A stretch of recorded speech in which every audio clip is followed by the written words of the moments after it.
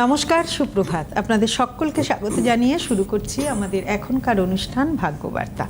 ভাগ্যবার্তা অনুষ্ঠান মানেই একটি সুন্দর সকালের শুরু, আর আপনারা অপেক্ষা করে থাকে এই অনুষ্ঠানের জন্য কারণ এই অনুষ্ঠানে যেমন থাকে আপনাদের টেলিফোন, সেরকমই থাকে জ্যোতিষশাস্ত্র বিষয়ক নানা গুরুত্বপূর্ণ আলোচনা, সেরকমই থাকে রাশিগত ফলাফল, গ্রহগত অবস্থান, এবং আমাদের মধ্যে উপস্থিত থাকেন পণ্ডিতজি নিজেই। আজও আমাদের মধ্যে উপস্থিত রয়েছেন পণ্ডিত ভৃগুশ্রী যাদব। পণ্ডিতজি স্বাগত, সুপ্রভাত। নমস্কার। আজও শিব মাহাত্ম্য নিয়ে বলবো। আজ থাকবে তমলুকের চক্রেশ্বর মন্দির নিয়ে বলবো, শিব মন্দির। প্রথমে আজকে রাশিফল নিয়ে আসবো। আজ কৃষ্ণপক্ষের পঞ্চমী তিথি দিবা 2:19 পর্যন্ত, তারপর কৃষ্ণপক্ষের ষষ্ঠী তিথি শুরু হবে। আজ ব্যতিপাত যোগ অপরাহ্ন 2:48 পর্যন্ত, তারপর শুরু হবে বরিয়ান যোগ। আজ আত্মকারক গ্রহ হচ্ছে বুধ, আজ রাজযোগকারক গ্রহ হচ্ছে বৃহস্পতি চন্দ্র গোচরে। আজকের রাহুকাল অপরাহ্ন 2:46 থেকে 4:20 পর্যন্ত বিকেল। আজকের অভিজিৎ মুহূর্ত দিবা 11:14 থেকে 12:02 পর্যন্ত। আজ যেহেতু 2:48 পর্যন্ত থাকবে ব্যতিপাত যোগ, তারপরে শুরু হবে রাহুকাল 4:20 পর্যন্ত থাকবে। গোচরে ব্যতিপাত যোগ থাকলে যে কোনো শুভ কাজের ক্ষেত্রে সতর্কতা অবলম্বন করতে হয়, বিশেষ করে বাইরে কোথাও যাওয়ার ক্ষেত্রে, এবং তার পাশাপাশি যে কোনো মাঙ্গলিক কর্মক্ষেত্রেও কিন্তু সতর্কতা অবলম্বন করতে হয়। মানে দেখা যায় যে সেই সমস্ত ক্ষেত্রে অনুরূপ রেজাল্ট আসে না, অনুরূপ ফল আসে না। অর্থাৎ যে কোনো শুভ কাজের ক্ষেত্রে যদি আপনি আজকে বাইরে যান, সেক্ষেত্রে অনেক সময় সাকসেসও হয় না।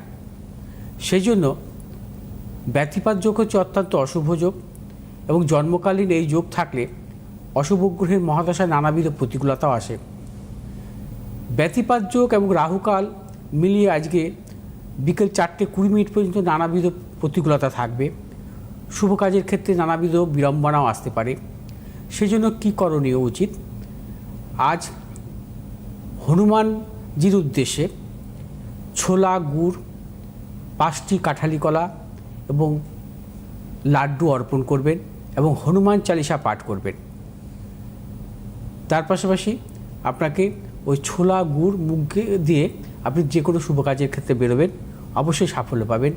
আজকের দিনটি কিন্তু যে কোনো শুভ কাজের ক্ষেত্রে বেরোনোর পূর্বে কিন্তু হনুমান চালিসা পাঠ করা শুভ, এবং হনুমান চালিসা লাল বস্ত্রে ধারণ করে যদি আপনি হনুমান চালিসা পাঠ করতে পারেন, অত্যন্ত শুভ। এবার আসবো আজকের গ্রহগত সন্নিবেশ নিয়ে। আজ রবি অবস্থান করবে মীন রাশির রেবতী নক্ষত্রে। চন্দ্র আজকে অবস্থান করবে বৃশ্চিক রাশির জ্যেষ্ঠা নক্ষত্রে। মঙ্গল আজকে অবস্থান করবে মীন রাশির পূর্ব ভাদ্রপদ নক্ষত্র থেকে উত্তর ভাদ্রপদ নক্ষত্রে প্রবেশ করবে মঙ্গল। বুধ আজকে অবস্থান করবে কুম্ভ রাশির পূর্ব ভাদ্রপদ নক্ষত্রে। বৃহস্পতি আজকে অবস্থান করবে মিথুন রাশির পূর্ণবসু নক্ষত্রে। শুক্র আজকে অবস্থান করবে মেষ রাশির ভরণী নক্ষত্রে। শনি আজকে অবস্থান করবে মীন রাশির উত্তর ভাদ্রপদ নক্ষত্রে। রাহু আজকে অবস্থান করবে কুম্ভ রাশির শতবিশা নক্ষত্রে। কেতু আজকে অবস্থান করবে সিংহ রাশির মঘা নক্ষত্রে। আজ মঙ্গল শনির নক্ষত্রে প্রবেশ করবে, থাকবে 24 তারিখ পর্যন্ত, অর্থাৎ 24শে এপ্রিল পর্যন্ত। মঙ্গল এবং শনির সহাবস্থান অত্যন্ত অশুভ জন্মকালীন, কারণ মঙ্গল এবং শনির সহাবস্থান মূলত আমরা দেখেছি যে কোনো জাতক জাতিকার যদি জন্মকালীন সহাবস্থান থাকে, ষষ্ঠ অষ্টম সম্পর্ক যুক্ত থাকে, দ্বাদশ সম্পর্ক যুক্ত থাকে, সপ্তম সম্পর্ক যুক্ত থাকে, তাদের জীবনে নানাবিধ সমস্যা আসে। এবং বিশেষ করে দেখা যায় শনির মহাদশা, মঙ্গলের মহাদশায় নানা রকম শারীরিক প্রতিকূলতা, অস্ত্রোপচার, রক্তক্ষরণ জাতীয় নানাবিধ সমস্যা আসে। ঠিক তেমনি শনি মঙ্গলের নক্ষত্রে, মঙ্গল শনির নক্ষত্রে থাকাকালীন দেখা যায় যে শনির মহাদশা বা মঙ্গলের মহাদশা, শনির অন্তর্দশা বা মঙ্গলের অন্তর্দশা জাতক জাতিকার উপরে নানা রকম শারীরিক এবং মানসিক প্রভাব আসে।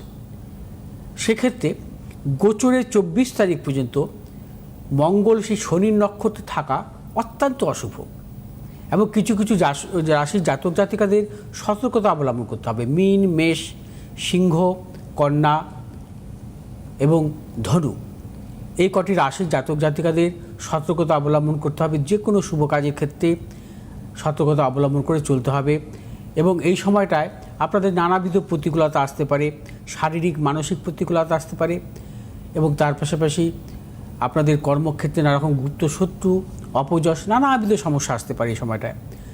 এই সময়টা কখনো আপনারা কোনো শুভ কাজের ক্ষেত্রে সতর্কতা অবলম্বন করবেন এবং তার পাশাপাশি সতর্কতা অবলম্বন করতে হবে। এবার আসবো আজকে রাশিফলে। আজ মেষ রাশির জাতক জাতিকাদের ক্ষেত্রে নানাবিধ প্রতিকূলতা, সতর্কতা অবলম্বন করবেন। মেষ রাশির জাতক জাতিকাদের শারীরিক মানসিক প্রতিকূলতা, অর্থনৈতিক উন্নতির ক্ষেত্রে ব্যাহত এবং গুপ্ত শত্রু বৃদ্ধি হতে পারে। শুভ দিক দক্ষিণ দিক, পশ্চিম দিক, শুভ রং লাল এবং সবুজ। আজ 6 সংখ্যার জাতক জাতিকাদের ক্ষেত্রে শুভ, 8 সংখ্যার জাতক জাতিকাদের ক্ষেত্রে অশুভ। বৃষ রাশির জাতক জাতিকাদের ক্ষেত্রে আজকে কিন্তু অত্যন্ত শুভ। আজ অর্থলাভ, কর্মক্ষেত্রে সুনাম বৃদ্ধি এবং তার পাশাপাশি দূরযাত্রার ক্ষেত্রে সাফল্য এবং বিশ্বরাশির জাতক জাতিকারা আজ যে কোনো শুভ কাজের ক্ষেত্রে উত্তর পশ্চিম দিকে অগ্রসর হবে। সাফল্য, শুভ রং হচ্ছে সাদা এবং লাল। আজ 8 সংখ্যার জাতক জাতিকাদের ক্ষেত্রে বিশেষভাবে শুভ, 3 সংখ্যার জাতক জাতিকাদের ক্ষেত্রে অশুভ।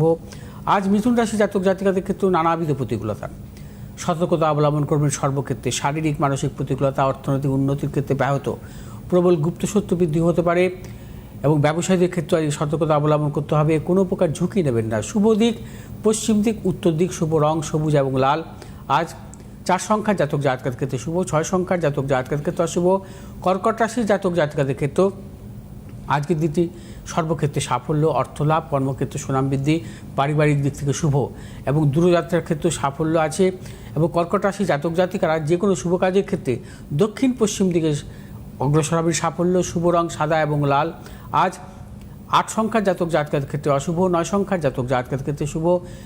সিংহ রাশির জাতক জাতিকাদের ক্ষেত্রে আজকের দিনটি শুভ। আজকে অর্থলাভ, কর্মক্ষেত্রে সুনাম বৃদ্ধি, ব্যবসায়ীদের ক্ষেত্রেও বিশেষ শুভ, পারিবারিক দিক থেকে নানাবিধ সাফল্য মিলবে। সিংহ রাশির জাতক জাতিকারা আজ যে কোনো শুভ কাজের ক্ষেত্রে উত্তর পশ্চিম দিকে অগ্রসর হবে। সাফল্য, শুভ রং হচ্ছে আপনাদের লাল এবং সাদা। আজ 3 সংখ্যার জাতক জাতিকাদের ক্ষেত্রে অত্যন্ত শুভ, 4 সংখ্যার জাতক জাতিকাদের ক্ষেত্রে অশুভ। কন্যা রাশির জাতক জাতিকাদের ক্ষেত্রে আজকের দিনটিও নানাবিধ প্রতিকূলতা, শারীরিক মানসিক প্রতিকূলতা। কন্যা রাশির জাতক জাতিকারা দূরযাত্রার ক্ষেত্রে সতর্কতা অবলম্বন করবেন। কন্যা রাশির জাতক জাতিকাদের ব্যবসায়ীদের ক্ষেত্রে সতর্কতা অবলম্বন করবেন। কোনো প্রকার ঝুঁকি নেবেন না। শুভ কাজের ক্ষেত্রে সতর্কতা অবলম্বন করে চলতে হবে এবং শুভ কাজে বিরত থাকাই শুভ। আজ হচ্ছে শুভ দিক উত্তর দিক, শুভ রং হচ্ছে আপনাদের লাল এবং সবুজ। আজ 5 সংখ্যার জাতক জাতিকাদের ক্ষেত্রে শুভ, 4 সংখ্যার জাতক জাতিকাদের ক্ষেত্রে অশুভ। তুলা রাশির জাতক জাতিকাদের ক্ষেত্রে আজকের দিনটি নানাবিধ সাফল্যের যোগ, অর্থলাভ, কর্মক্ষেত্রে সুনাম বৃদ্ধি, পদোন্নতি, সন্তানের সাফল্য। তুলা রাশির জাতক জাতিকারা যে কোনো শুভ কাজের ক্ষেত্রে উত্তর দক্ষিণ দিকে অগ্রসর হবে। সাফল্য, শুভ রং হচ্ছে আপনাদের সাদা এবং লাল। আজ 2 সংখ্যার জাতক জাতিকাদের ক্ষেত্রে শুভ, 6 সংখ্যার জাতক জাতিকাদের ক্ষেত্রে অশুভ। বৃশ্চিক রাশির জাতক জাতিকাদের ক্ষেত্রে আজকের দিনটিও নানাবিধ প্রতিকূলতা। আজও আপনারা শারীরিক মানসিক প্রতিকূলতা, প্রবল যোগ, অর্থনৈতিক উন্নতির ক্ষেত্রে ব্যাহত হতে পারে, প্রবল গুপ্ত শত্রু, কর্মক্ষেত্রে নানাবিধ অপযশ আসতে পারে। আজ বৃশ্চিক রাশির জাতক জাতিকারা যে কোনো শুভ কাজের ক্ষেত্রে উত্তর পশ্চিম দিকে অগ্রসর হবেন। সাফল্য, শুভ রং আপনাদের লাল এবং হলুদ। আজ 6 সংখ্যার জাতক জাতিকাদের ক্ষেত্রে বিশেষভাবে শুভ, 7 সংখ্যার জাতক জাতিকাদের ক্ষেত্রে অশুভ। ধনুরাশির জাতক জাতিকারা আজকের দিনটি নানাবিধ প্রতিকূলতার মধ্যে দিয়ে চলবেন। সর্বক্ষেত্রে সতর্কতা অবলম্বন করবেন। প্রিয়জনের শারীরিক বিড়ম্বনা, অর্থনাশ, গুপ্ত শত্রু বৃদ্ধি, সারাদিন আপনাদের মানসিক টেনশন বজায় থাকতে পারে। আজ ধনুরাশির জাতক জাতিকারা যে কোনো শুভ কাজের ক্ষেত্রে দক্ষিণ পশ্চিম দিকে অগ্রসর হবেন। সাফল্য, শুভ রং হচ্ছে আপনাদের হলুদ এবং লাল। আজ 7 সংখ্যার জাতক জাতকের ক্ষেত্রে বিশেষভাবে শুভ, 4 সংখ্যার জাতক জাতকের ক্ষেত্রে অশুভ। মকর রাশির জাতক জাতকের ক্ষেত্রে আজকের দিনটি সর্বক্ষেত্রে সাফল্য, প্রবল অর্থলাভ, কর্মক্ষেত্রে সুনাম বৃদ্ধি, পদোন্নতি। মকর রাশির জাতক জাতিকারা পারিবারিক দিক থেকে শুভাশুভ ফল পাবেন, প্রিয়জনের সাফল্য। মকর রাশির জাতক জাতিকাদের ব্যবসায়ীদের ক্ষেত্রে আজকের দিনটি নানাবিধ সাফল্য যোগ। শুভ দিক পূর্ব পশ্চিম দিক, শুভ রং হচ্ছে আপনাদের নীল এবং লাল। আজ 3 সংখ্যার জাতক জাতকের ক্ষেত্রে অশুভ, 1 সংখ্যার জাতক জাতকের ক্ষেত্রে শুভ। আজ কুম্ভ রাশির জাতক জাতিকাদের ক্ষেত্রেও নানাবিধ সাফল্য যোগ, অর্থনৈতিক সাফল্য, কর্মক্ষেত্রে সাফল্য, ব্যবসায়ীদের ক্ষেত্রেও বিশেষভাবে শুভ।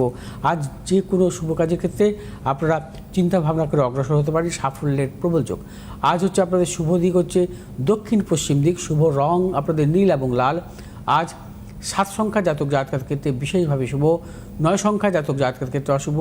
আজ মীন রাশির জাতক জাতিকাদের ক্ষেত্রেও সাফল্যের যোগ। মীন রাশির জাতক জাতিকার আজকে অর্থনৈতিক সাফল্য, কর্মক্ষেত্রে সাফল্য, ব্যবসা ক্ষেত্রে সাফল্য পাবে, নতুন কোনো চিন্তাভাবনা পরিকল্পনা ক্ষেত্রে সাফল্য, সন্তানের সাফল্যের প্রবল যোগ। আজ আপনারা যে কোনো শুভ কাজের ক্ষেত্রে উত্তর দক্ষিণ দিকে অগ্রসর হবেন, সাফল্য। শুভ রং আপনাদের হলুদ এবং লাল। আজ 5 সংখ্যার জাতক জাতকের ক্ষেত্রে বিশেষভাবে শুভ, 3 সংখ্যার জাতক জাতকের ক্ষেত্রে অশুভ। আমাদের মধ্যে বন্ধু হ্যাঁ, রয়েছেন। আচ্ছা। নমস্কার, সুপ্রভাত, কে বলছেন? হ্যালো, আমি রাহুল সেনগুপ্ত বলছি দুর্গাপুর থেকে।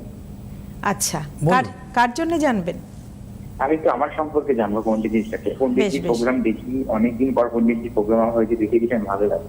আচ্ছা, বেশ, কয়েকদিন প্রোগ্রাম হয়নি, ভীষণ মিস করেছি আপনার প্রোগ্রাম। হ্যাঁ, আমি তো এই প্রোগ্রাম 2019 সাল থেকে করতাম। হ্যাঁ হ্যাঁ হ্যাঁ, 2019 সাল থেকে 25 সালের 6 জুন আমি প্রোগ্রামটা একটু বন্ধ রাখি, তা আবার 9 মাস পর থেকে শুরু করলাম। যাই হোক, হ্যাঁ, বলুন আপনার date of date birth of বলুন। বার্থ। তার আগে বলি, আমার দাদা আপনাকে দেখেছিল 22 সেপ্টেম্বরে, আচ্ছা। উপকার পেয়েছে, এখন ব্যাঙ্গালোরে আছে।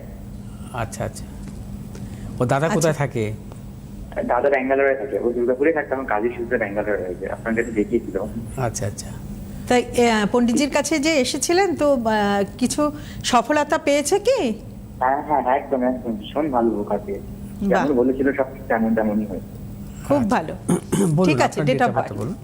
হ্যাঁ, একটু 11ই ফেব্রুয়ারি 2003। 11ই ফেব্রুয়ারি 2003। 2003। হ্যাঁ 2003। বেশ, সময় হচ্ছে সকাল 6টা, 6 AM। 6 AM। স্থান বলো, জন্মস্থান বলো। আর জন্মস্থান হচ্ছে ইসলামপুর। হ্যাঁ, ইসলামপুর। ইসলামপুরে। আচ্ছা, বেশ, তুমি শুনতে থাকো। হ্যাঁ হ্যাঁ হ্যাঁ।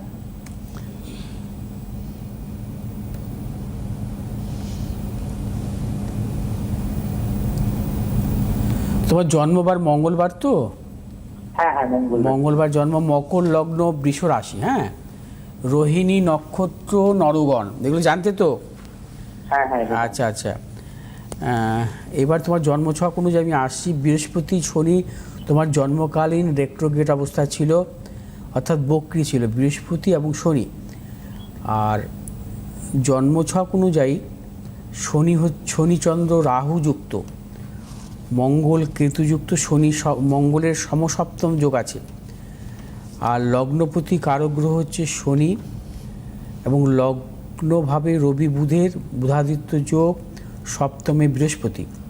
আচ্ছা, চতুর্থপতি পঞ্চমপতি কারক গ্রহ শুক্র দ্বাদশভাবে অবস্থান করছে, সপ্তম অষ্টম নবম। ভাগ্যপতি কারক গ্রহ হচ্ছে তোমার বুধ, কর্মপতি কারক গ্রহ হচ্ছে শুক্র, দুস্থানগত অবস্থায় আছে। এখন বর্তমান মহাদশা দেখে নিচ্ছি একটু। এখন বর্তমান মহাদশা চলছে তোমার রাহুর মহাদশা। রাহু হচ্ছে তোমার জন্মছকে পঞ্চমভাবে অবস্থান করছে, শনিযুক্ত অবস্থায়, এবং তার সাথে সাথে তোমার রাহু বুধের দশা অন্তর্দশা। শোনো, তোমার জন্মছক অনুযায়ী, হ্যাঁ, যেটা আমি পাচ্ছি সেটা হচ্ছে তোমার জন্মছকে লগ্নেই হচ্ছে বুধাদিত্য যোগ ছিল, এবং সেটা বৃহস্পতি দৃষ্ট অবস্থায় ছিল, এবং বুধ হচ্ছে তোমার ভাগ্যপতি কারক গ্রহ। বুধ হচ্ছে তোমার বৃহস্পতি দৃষ্ট অবস্থায় আছে। বুধ কি? বুধ হচ্ছে উচ্চশিক্ষার কারক গ্রহ। হ্যাঁ, তোমার কিন্তু জন্মছক অনুযায়ী আমি কিন্তু এডুকেশনের জায়গাটা ভালো পাচ্ছি, ঠিক আছে? কিন্তু হ্যাঁ হ্যাঁ বলো। হ্যাঁ, আমি এডুকেশন করছি, বর্তমানে এমএ করছি, তো বর্তমানে কি হায়ার স্টাডি বা পিএইচডি করতে পারবো নাকি জবের দিকে যাওয়া উচিত আমার? মানে তুমি জবে যাবে কি না? হ্যাঁ, পিএইচডি করবে কিনা বা জবে যাবে কিনা সেটা জানতে চাইছি। তুমি এখন জবে যাবে না, তুমি এখন গিয়ে তুমি কোনো সাকসেস পাবে না। হ্যাঁ, এখন চাকরি বাকরির চেষ্টা করলে তুমি কোনো সাকসেস পাবে না। এখন তুমি পড়াশোনার দিকেই থাকো, ঠিক আছে? কারণ তোমার জন্মছক অনুযায়ী 27 সালের নভেম্বর থেকে 30 সালের নভেম্বর এই শুক্রের অন্তর্দশাটা তুমি ভালো পাবে।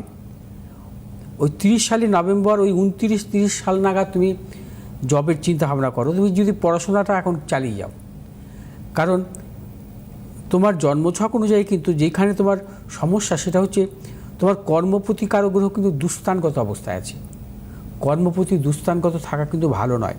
হ্যাঁ, কর্মের ক্ষেত্রে কিছু বিড়ম্বনা আসে, আর অত্যাধিক মানসিক অস্থিরতাও কিন্তু তোমার মধ্যে থাকবে। ঠিক আছে, তোমার লগ্নপতি কারো গ্রহ হচ্ছে শনি এবং চন্দ্রযুক্ত অবস্থা আছে, রাহুযুক্ত। চন্দ্র কখনোই রাহুযুক্ত শনিযুক্ত থাকা ভালো নয়। একটা অস্থিরতা থাকে, ডিসিশন নেওয়ার ক্ষেত্রে সমস্যা আসে। হ্যাঁ, তুমি এখন পড়াশোনা করো। আমি বলবো চাকরি বাকরির ব্যাপারটা পরে ভাবো। তুমি এখন যদি চাকরির চিন্তা ভাবনা করো যে আগামী 2 বছরের মধ্যে তুমি চাকরি পাবে, সেটা ভুল ধারণা। পড়াশোনাটা চালিয়ে যাওয়ার চেষ্টা করো। তুমি যদি যে চিন্তা ভাবনাটা করেছো যে পিএইচডি করবে, মানে কোন সাবজেক্টের উপর করবে তুমি? ইংলিশের উপর করবে, হ্যাঁ করো। হ্যাঁ, ইংলিশের উপর করো। আমার যে সমস্যা হচ্ছে, আমার না মানে কি বলবো, মানে যে একাধিক, মানে কখনো আমি যেটা করবো, কখনো আমি সেটা করবো, মানে কনসেন্ট্রেশন লেভেলটা আমার একটু কমে যাচ্ছে। এটা কেন হচ্ছে? এই তো আমি সেটাই তোমাকে বললাম, মানসিক অস্থিরতা, সেটাই তো তোমাকে প্রথমেই বললাম। হ্যাঁ, তোমার ডিসিশন নেওয়ার ক্ষেত্রে সমস্যা হবে। তোমার দেখো অ্যাকচুয়ালি তোমার চন্দ্র হচ্ছে তুঙ্গি। তোমার জন্মছকে 2টো গ্রহ হচ্ছে তুঙ্গি, এক হচ্ছে চন্দ্র এবং আর এক হচ্ছে বৃহস্পতি। এই 2টো গ্রহ মানুষ প্রত্যেকটা জাতক জাতিকার জীবনে তাদের সাফল্য আসে 2-3টে গ্রহ তুঙ্গি থাকা খুব ভালো। হ্যাঁ, তারা জীবনে কিন্তু সাফল্য পায় না এরকম দেখা যায় না। 2-3টে এবং 4টে গ্রহ তুঙ্গি থাকা হচ্ছে জাতক জাতিকাদের খুব কমই দেখা যায়। এবং অনেক ক্ষেত্রে দেখা যায় যে 4-5টা গ্রহ তুঙ্গি থাকে, হয় তারা জীবনে মানে দুর্দান্ত সাফল্য পায়, আর দেখা যায় অনেক ক্ষেত্রে সাফল্য পায় না। একদম। আসলে এটা হচ্ছে নির্ভর করে ছকের উপর বা গ্রহগুলোর অবস্থানের উপর, নক্ষত্রের উপর, অনেক কিছুর উপর নির্ভর করে। দেখা যায় যে অনেক জাতক জাতিকার 5টা গ্রহ স্বক্ষেত্রে, কিন্তু তাদের জীবনে সাফল্য নেই। হয় তাদের জীবনে সাফল্য আসবে না, আবার কারো কারো ক্ষেত্রে দেখা যায় প্রবল সাফল্য আসে।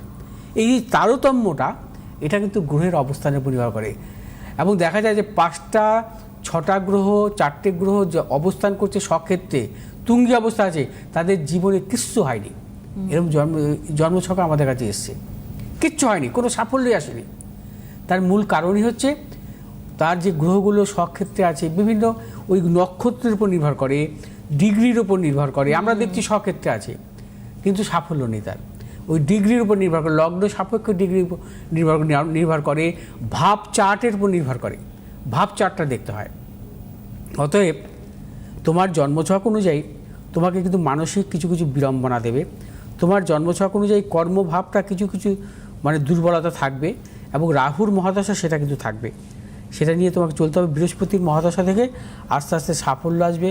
বৃহস্পতির মহাদশা তোমার জীবনে 34 সাল থেকে শুরু হবে, অর্থাৎ তোমার বয়স তখন 31 বছর। 31 বছর বয়সের পর থেকে তোমার জীবনে ধীরে ধীরে গোল্ডেন টাইম শুরু হবে ওই সময় থেকে। কারণ বৃহস্পতি তোমার তুঙ্গি আছে, বৃহস্পতি তোমার স্বক্ষেত্রে আছে, দৃষ্ট আছে, ওই সময় থেকে তোমার সাফল্য। যাকে আজকে একটু বলি যে আমার পণ্ডিতজি যেমন একজন বিশিষ্ট জ্যোতিষবিদ, তেমন কিন্তু একজন খুব ভালো মানুষ এবং পরামর্শদাতা। তাই আমি যেটা বলবো যে তুমি যেহেতু দূরে আছো, অনলাইনেও কিন্তু যোগাযোগ করে নিতে পারো পণ্ডিতজির সঙ্গে, যে তোমার যে সমস্যাগুলো রয়েছে সেই সমস্যাগুলো কিন্তু তুমি অবশ্যই প্রতিকার করিয়ে নিতে পারো। সেক্ষেত্রে তোমাদের নাম্বার যাচ্ছে 8583013265, 9836646559। চেম্বারে যদি আসা সম্ভব না হয়, অবশ্যই অনলাইনে যোগাযোগ করে নিতে পারো। এবং অনলাইনে যোগাযোগের ক্ষেত্রে পণ্ডিতজি যে সুযোগটা এখন করে দিয়েছেন সেটা হচ্ছে ফুল প্রেডিকশন পণ্ডিতজি করে দিচ্ছেন, এবং সেক্ষেত্রে কিন্তু পণ্ডিতজির পারিশ্রমিক অনেকটাই তিনি কমিয়ে দিয়েছেন। আর ওই যে প্রত্যেক দিনই বলি হাতকুষ্টির কথা, হাতকুষ্টি করে দিচ্ছেন পণ্ডিতজি নিজে খেটে পরিশ্রম করে, সেক্ষেত্রেও কিন্তু অনেকটাই পারিশ্রমিক কমিয়ে দিয়েছে। তাই অবশ্যই অনলাইনেও কিন্তু তোমরা সকলেই যোগাযোগ করতে পারো। পণ্ডিতজি আমরা পরে আচ্ছা, আজকে আসবো যে চক্রেশ্বর শিব মন্দির নিয়ে বলবো, তমলুকের। আচ্ছা, এখন চলছে হচ্ছে চৈত্র মাস, এবং চৈত্র মাসের এই চলবে শিবের আধ্যাত্মিক মাহাত্ম্য নিয়ে। আসন্ন শিবরাত্রিকে কেন্দ্র করে চলছে শিব সংক্রান্ত আলোচনা সারা সপ্তাহ ধরেই শিবকে নিয়ে নানা পৌরাণিক শাস্ত্রীয় এবং লৌকিক বিষয় নিয়ে আলোচনা করছি। আজ বলবো বাংলার এক প্রাচীন শিব মন্দিরের কথা।